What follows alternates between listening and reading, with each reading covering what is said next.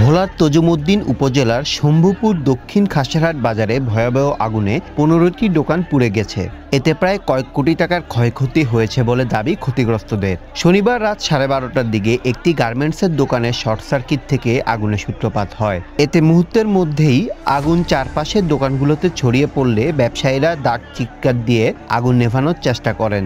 খবর পেয়ে তজুমুদ্দিন, লালমোহন ও বোরহান উদ্দিন উপজেলার 3টি ইউনিট আগুন নিয়ন্ত্রণে আনলেও এই সময়ের মধ্যে 15টি দোকান পুড়ে যায়। সানজিদা গার্মেন্টসে শর্ট সার্কিট থেকে আগুন ধরে গেছে। এত দ্রুত আগুন ধরছে, আমরা অনেক চেষ্টা করেও নিয়ন্ত্রণ আনতে পারি না। আমরা সাথে সাথে বিদ্যুৎ বন্ধ করছি, ফোন করে ফায়ার সার্ভিসকে জানাইছি। তারা আসতে মিনিমাম 1 ঘন্টার উপরে দেরি হয়েছে, যার কারণে এই ভয়াবহ ক্ষতি। এটা আমার মুদির দোকান ছিল, আমি পাইকারি সম্পূর্ণ আমার কোনো এটা দিয়ে